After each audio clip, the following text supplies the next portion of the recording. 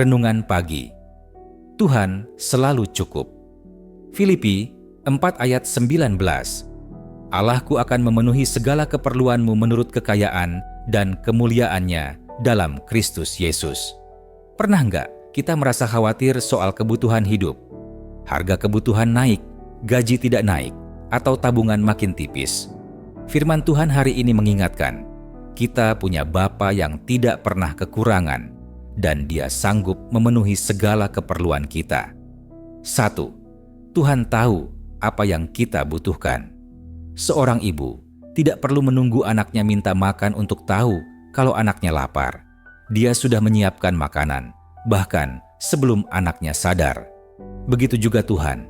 Dia tahu sebelum kita minta, bahkan saat kita sendiri belum sadar bahwa itu kebutuhan kita. 2. Penyediaan Tuhan bukan cuma soal uang. Ada orang yang punya banyak uang, tapi tiap malam gelisah dan tidak bisa tidur. Tuhan bukan hanya memberi kita materi, tapi juga damai sejahtera, sukacita, dan kekuatan mental. Uang bisa beli kasur mahal, tapi hanya Tuhan yang bisa memberi tidur nyenyak.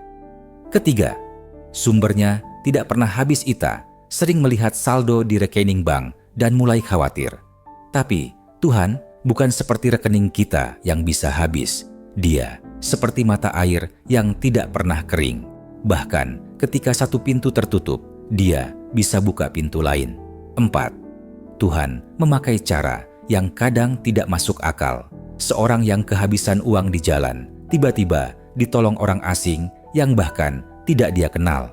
Kadang Tuhan bekerja lewat orang, lewat ide kreatif, bahkan lewat kejadian yang awalnya kita pikir masalah. 5. Tuhan cukupkan hari demi hari.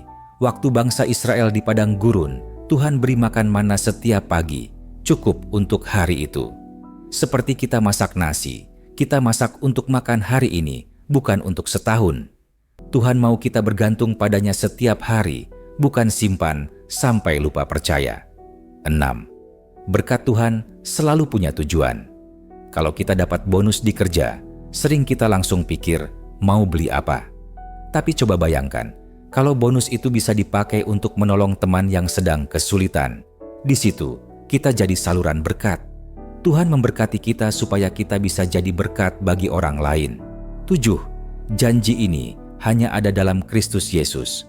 Ada orang yang punya segalanya, tapi tetap merasa kosong. Dan ada yang sederhana, tapi selalu bersyukur.